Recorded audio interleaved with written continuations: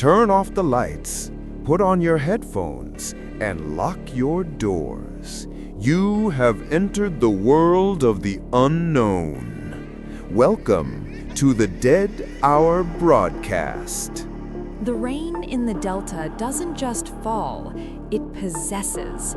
It had been raining for 7 days straight when Farhan arrived at the Shonapur Nil Kuti, the old Indigo bungalow. The structure stood like a rotting tooth on a raised mound of earth, surrounded by a vast, churning expanse of floodwater that swallowed the paddy fields.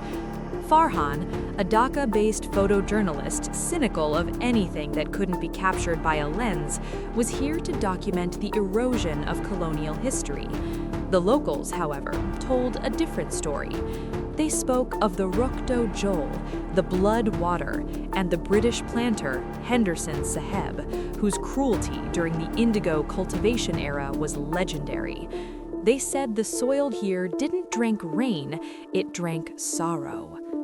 The caretaker, an old man named Rahim, whose skin looked like crumpled paper, refused to stay past dusk.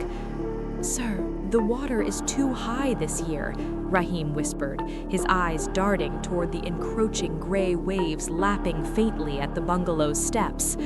"When the river swells this much, the old master gets restless. Don't sleep on the ground floor." Farhan laughed it off. He set up his equipment in the grand, moldy living room. The air smelled of wet lime, bat droppings, and something else, a sweet, metallic tang like old copper coins. By midnight, the storm grew violent. Thunder cracked right overhead, shaking the teak beams of the ceiling. Farhan sat with a lantern, reviewing his photos. The isolation was profound. The only connection to the world was the terrifying roar of water surrounding the island-like mound. Then he heard it. Splash, squelch, splash. It wasn't the rain. It was heavy, deliberate footsteps moving through thick mud. But they weren't outside. They were coming from the unused veranda beneath his window.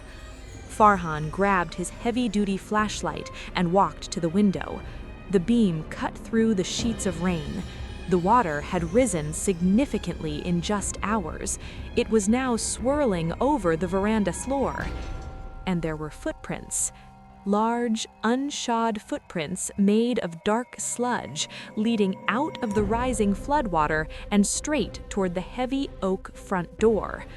A chill that had nothing to do with the damp air crawled up Farhan's spine. He bolted the door, his cynicism cracking. He retreated upstairs to the master bedroom as Rahim had warned. He tried to sleep, but the house came alive. It wasn't standard ghostly creaks, it was the sound of labor. He heard the faint, rhythmic grinding of a giant pestle, the sound of indigo dye being processed. He heard muffled cries, sharp cracks like a whip hitting wet skin, and a low, agonizing moan that seemed to vibrate through the floorboards. Around 3 a.m., the power cut out completely. The silence that followed was heavier than the storm. Drip, drip, drip. Water was leaking through the ceiling. He shone his flashlight upward. The water dripping down wasn't clear rainwater. It was a deep, viscous blue, indigo. It stained the rotting mosquito net above his bed like blood. Panic seized him. He grabbed his camera bag and ran for the stairs, intending to get to the roof. As he reached the landing, he looked down into the main hall. His heart stopped. The floodwater had breached the house. The entire ground floor was shin-deep in water, but the water wasn't brown mud. It was glowing with a sickly, deep indigo luminescence. Rising from that blue water were shapes, dozens of them. They were gaunt, skeletal figures of farmers, their bodies stained an indelible blue, their eyes hollow pits of darkness. They stood silently, swaying with the water's current. and in the center stood a tall, spectral figure in a tattered colonial suit, water dripping from his long, pale beard. Henderson Saheb. He held a riding crop in one hand. He looked directly up at Farhan on the landing. The figure didn't speak, but Farhan heard the voice inside his head, a cold, aristocratic sneer. The quota must be met. The debt is overdue. The blue-stained figures began to shuffle toward the stairs, their movements jerky and painful. The smell of stagnant water and raw dye became choking. Farhan scrambled up the final flight of wooden stairs to the roof access door.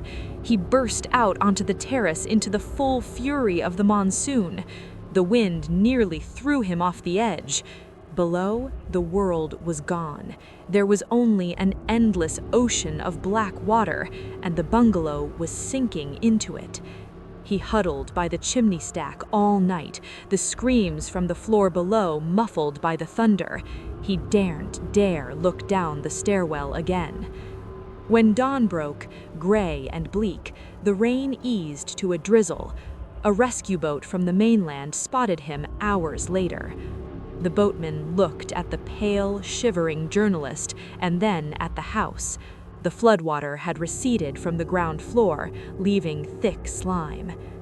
"You are lucky, Saheb," the boatman said quietly.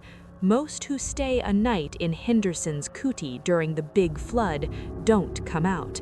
The Indigo needs fresh blood to keep its color." Farhan never developed the photos. He burned the negatives. But some nights, when it rains hard in Dhaka, he wakes smelling raw indigo dye, and he knows the debt is still not paid. The story ends here, but the fear remains. If you want to survive the night, hit that subscribe button. And remember, don't look under your bed tonight.